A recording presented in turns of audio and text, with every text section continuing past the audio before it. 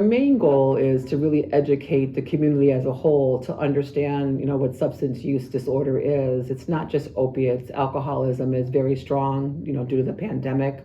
They have a 25% increase in alcoholic deaths. The opiate epidemic has had a 28% increase in the last year. Over 100,330 people passed away from overdoses in 2021. Sierra-Hoyok has had a reentry program for 20 years, and 87% of the people that we work with that are coming out of jail are in recovery. So it made sense for us to really try and understand where they're coming from and meet them where they're at. The reason why we decided to do a Recovery Ready Workforce Initiative is because once they get a job, where's the support, right? So if we can educate the employers and have open conversations about it, it'll lead to better employment results and maybe, sustaining their employees longer. For employers to become recovery ready, we're really just asking them to be open-minded and let us help them understand what substance use disorder is in the workplace and how they can support their employees and their families. So it really is a commitment to start having an open conversation with your employees to understand and support what's happening in our world today with substance use disorder.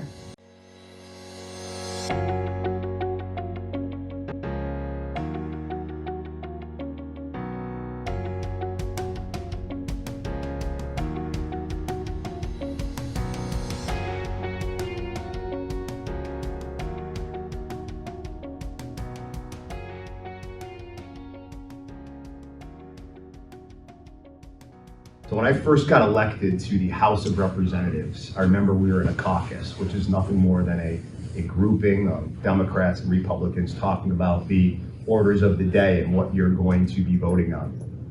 We were taking up a substance use disorder bill, and there started to be some pushback on the cost of it. And at the time, the Speaker of the House was Bob DeLeo, and he said, "All right, I want to do something here."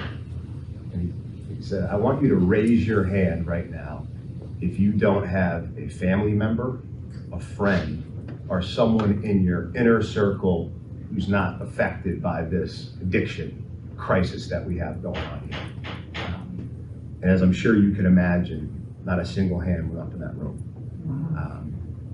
I think the most important thing that I can say here today, as somebody who is in recovery, who knows this battle, I think all too well, who deals it on a daily basis, is that for the employers here, and again, speaking through the lens of that lived experience, I don't think you're gonna find more beautiful and special human beings than people that are in recovery. Mm-hmm.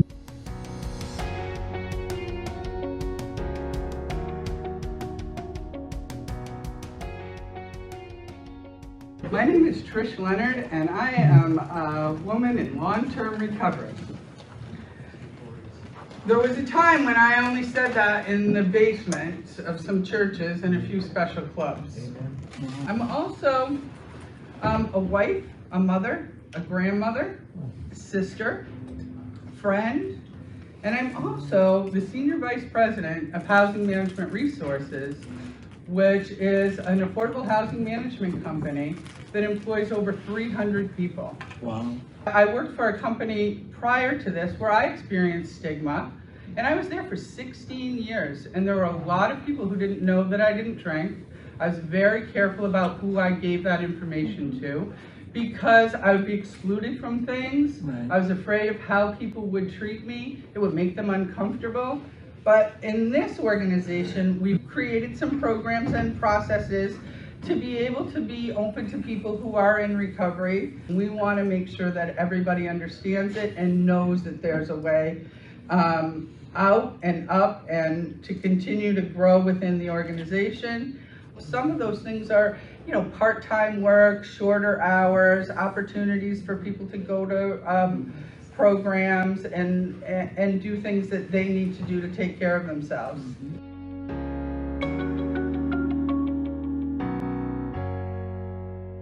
A lot of times that there's an issue, but people are afraid to talk about it and they don't know how to bring it up.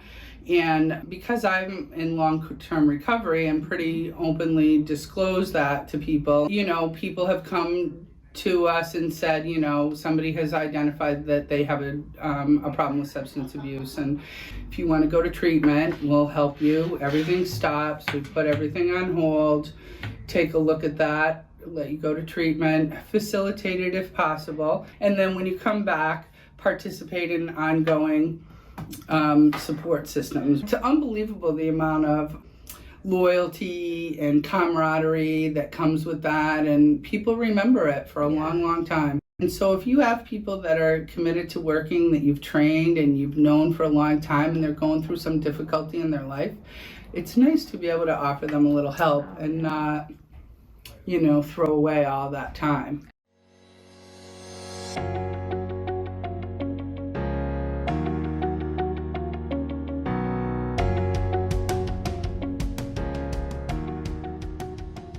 My name is Kevin Lamson. I'm a recovery liaison for the Mass Higher Holyoke Career Center. A recovery liaison works with employers to help them consider practical changes within an organization to assist those in recovery and those that have been negatively impacted by addiction, either themselves or a family member. And we also help with the planning and implementation as well. Most commonly, I would meet with employers to ensure that they're educated and they have the proper resources to assist persons in need. I feel this is an extremely important work because each of these people are mothers, fathers, brothers, sisters, our own family members, you know, employees, neighbors. You know, people have faces. They're not just statistics. It's my hopes that this can reduce the stigma to allow people to ask for help, to allow people to identify themselves as persons of recovery and persons of support to those still struggling. I want to be a part of the solution rather than the problem. And I believe that every organization that takes part in this initiative will be a part of the solution.